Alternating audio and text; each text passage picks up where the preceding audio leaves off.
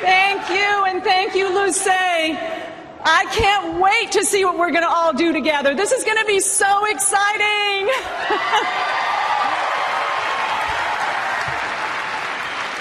Just so you all know, the hurricane has hit landfall, and I think we should all take this moment and recognize that fellow Americans are in its path, and just hope and pray that all remain safe and no life is lost and no property is lost. So we should all be thankful for this great country and grateful for our first responders and all that keep us safe in this wonderful country.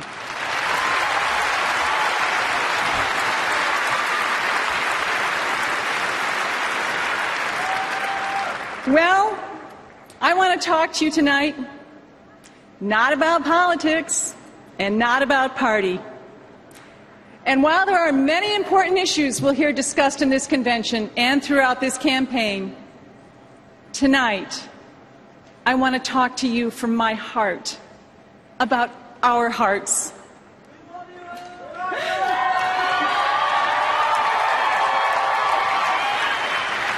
I want to talk not about what divides us, but what holds us together as an American family.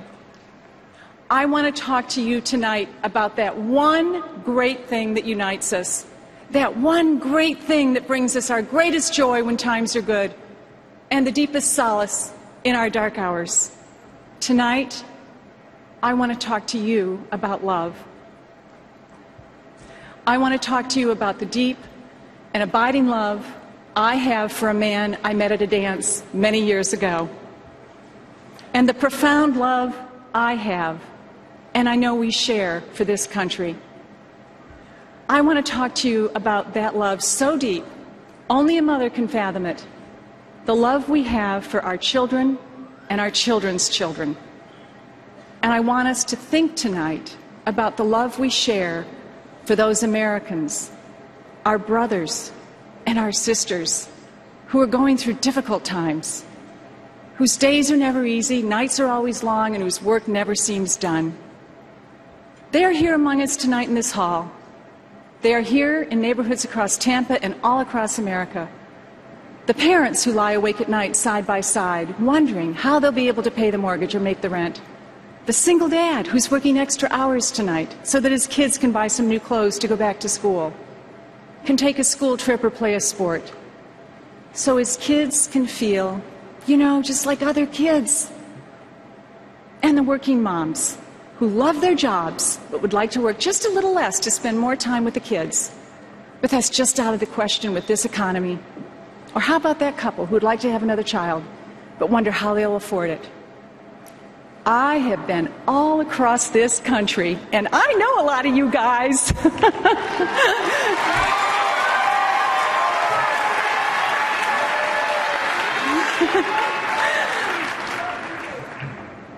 And I have seen and heard stories of how hard it is to get ahead now. You know what? I've heard your voices. They've said to me, I'm running in place and we just can't get ahead. Sometimes I think that late at night, if we were all silent for just a few moments and listened carefully, we could hear a collective sigh from the moms and dads across America who made it through another day and know that they'll make it through another one tomorrow.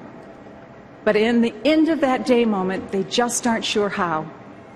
And if you listen carefully, you'll hear the women sighing a little bit more than the men. It's how it is, isn't it? It's the moms who have always had to work a little harder to make everything right. It's the moms of this nation, single, married, widowed, who really hold this country together. We're the mothers. We're the wives. We're the grandmothers. We're the big sisters. We're the little sisters, and we are the daughters. You know it's true, don't you?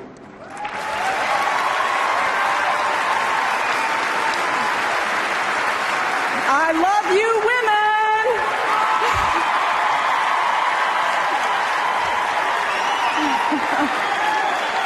And I hear your voices. Those are my favorite fans down there. You are the ones that have to do a little bit more, and you know what it's like to work a little harder during the day to earn the respect you deserve at work. And then you come home at night and help with a book report, just because it has to be done. You know what those late-night phone calls with an elderly parent are like, and the long weekend drives just to see how they're doing.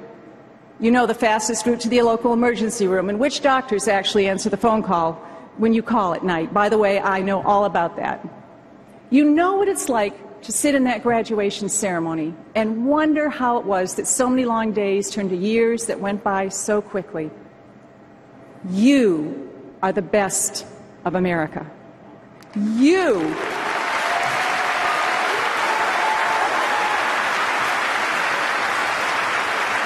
are the hope of America.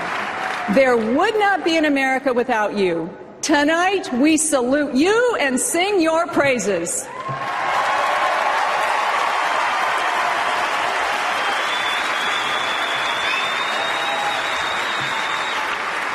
I'm not sure if men really understand this, but I don't think there's a woman in America who really expects her life to be easy. In our own ways, we all know better. You know what, and that's fine. We don't want easy. But the last few years have been harder than they needed to be. It's all the little things that the price at the pump you just can't believe, the grocery bills that just get bigger, all those things that used to be free, like school sports, are now one more bill to pay. It's all the little things that pile up to become big things, and the big things, the good jobs, the chance at college, that home you want to buy, just get harder. Everything has become harder. We're too smart to know there aren't easy answers, but we're not dumb enough to accept that there aren't better answers.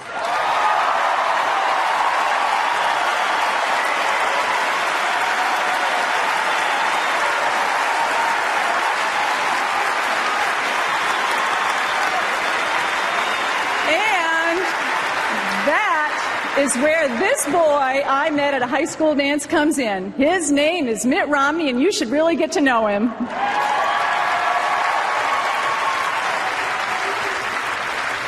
I could tell you why I fell in love with him. He was tall, laughed a lot. He was nervous. Girls like that. It shows a guy's a little intimidated. He was nice to my parents, but he was also really glad when they weren't around. I don't mind that, but more than anything, he made me laugh. Some of you might not know this, but I am the granddaughter of a Welsh coal miner. He was determined that his kids get out of the mines. My dad got his first job when he was 6 years old in a little village in Wales called Nantyhuflin, cleaning bottles at the Collier's Arms. When he was 15, Dad came to America. In our country, he saw hope and an opportunity to escape from poverty. He moved to a small town in the great state of Michigan. Michigan!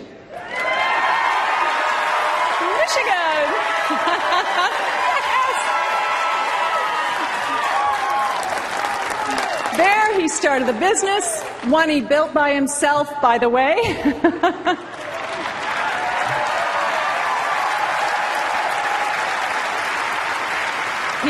He raised a family and he became mayor of our town. My dad would often remind my brothers and me how fortunate we were to grow up in a place like America. He wanted us to have every opportunity that came with life in this country, and so he pushed us to be our best and give our all. Inside the houses that lined the streets of our town, there were a lot of good fathers teaching their sons and daughters those same values. I didn't know it at the time, but one of those dads was my future father-in-law, George Romney.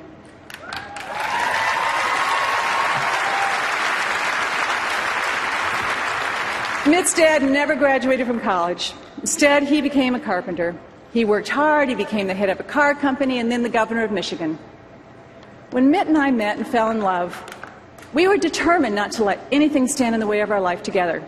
I was an Episcopalian, he was a Mormon. We were very young, both still in college. There were many reasons to delay marriage, and you know what? We just didn't care. We got married and moved into a basement apartment.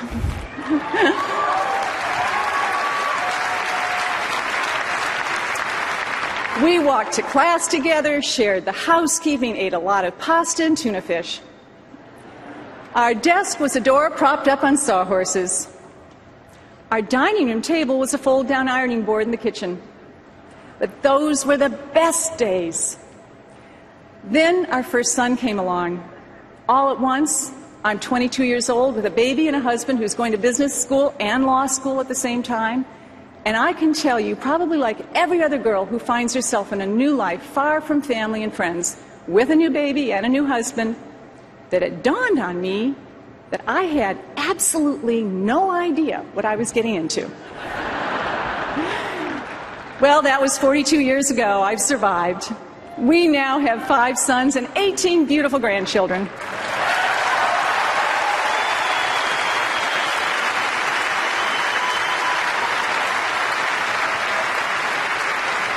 I'm still in love with that boy I met at a high school dance, and he still makes me laugh.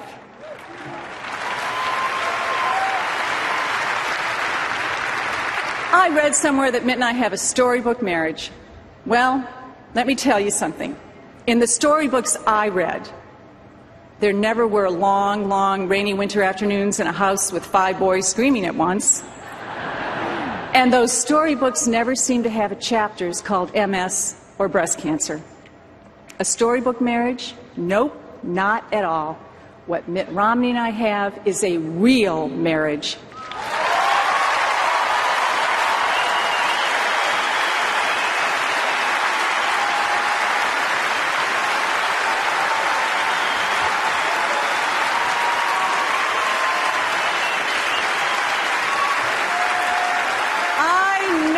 Good and decent man for what he is. He's warm and loving and patient. He has tried to live his life with a set of values centered on family, faith, and love of one's fellow man. From the time we were first married, I've seen him spend countless hours helping others. I've seen him drop everything to help a friend in trouble, and been there when late night calls of panic come from a member of our church whose child has been taken to the hospital. You may not agree with Mitt's positions on issues or his politics. By the way, Massachusetts is only 13% Republican, so it's not like it's a shock to me. But let me say this to every American who is thinking about who should be our next president. No one will work harder. No one will care more. And no one will move heaven and earth like Mitt Romney to make this country a better place to live.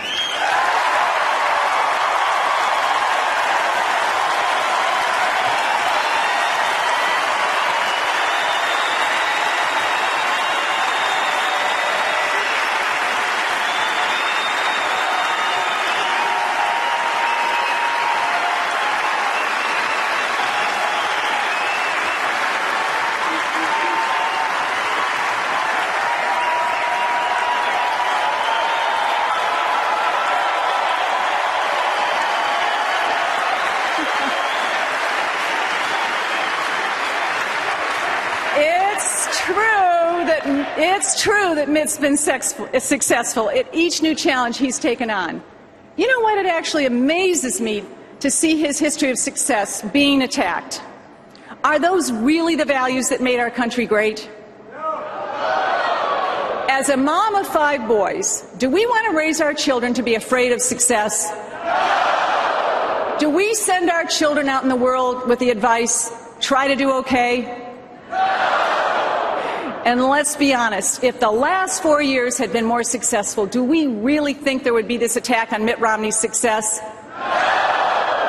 Of course not. Mitt will be the first to tell you that he is the most fortunate man in the world. He had 2 loving parents who gave him strong values and taught him the value of work. He had the chance to get the education his father never had. But as his partner on this amazing journey, I can tell you Mitt Romney was not handed success. He built it.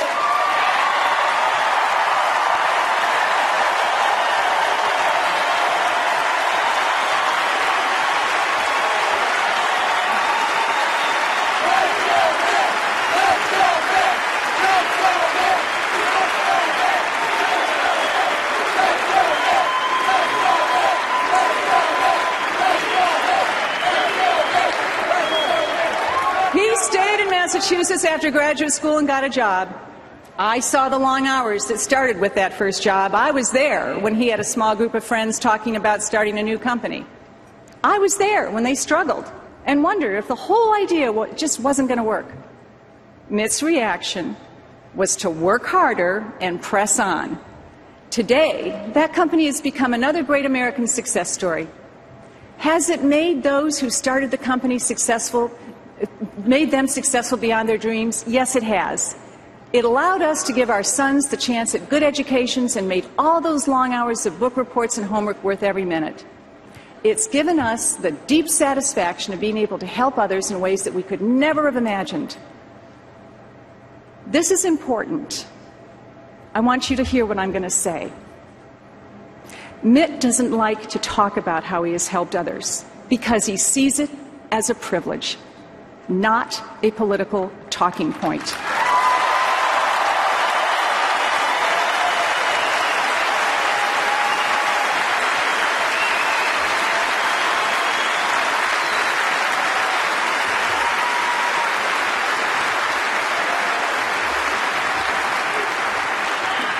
We are no different than the millions of Americans who quietly help their neighbors, their churches, and their communities. They don't do it so that others will think more of them. They do it because there is no greater joy. Give, and it shall be given unto you.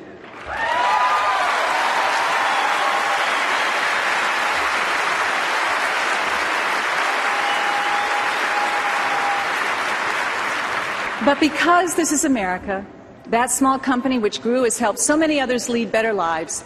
The jobs that grew from the risks they took have become college educations and first homes. That success has helped fund scholarships, pensions, and retirement funds. This is the genius of America. Dreams fulfilled help others launch new dreams.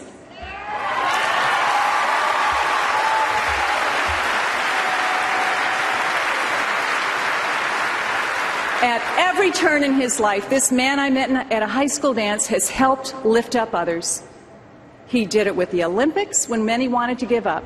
He did it in Massachusetts, where he guided the state from economic crisis to unemployment of just 4.7%. Under Mitt, Massachusetts' schools were the best in the nation. The best.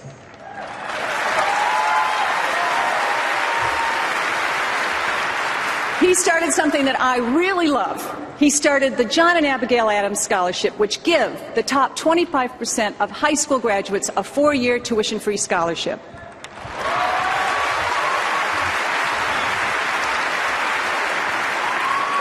This is the man America needs. This is the man who will wake up every day with a determination to solve the problems that others say can't be solved, to fix what others say is beyond repair. This is the man who will work harder than anyone so that we can work a little less hard. I can't tell you what will happen over the next 4 years, but I can only stand here tonight as a wife and a mother and a grandmother, an American, and make you this solemn commitment. This man will not fail.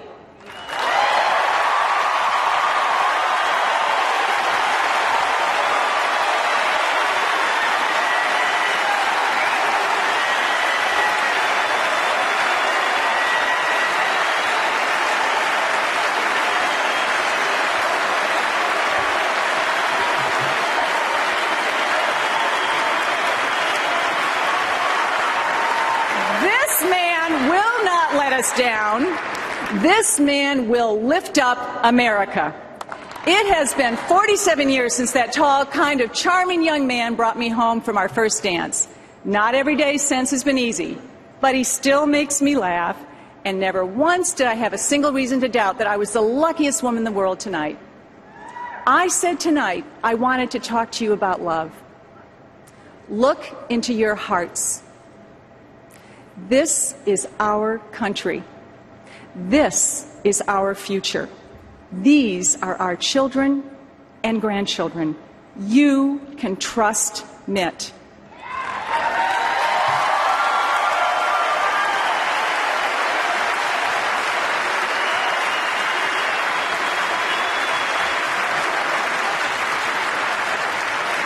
He loves America. He will take us to a better place, just as he took me home safely from that dance. Give him that chance. Give America that chance. God bless each and every one of you, and God bless the United States of America.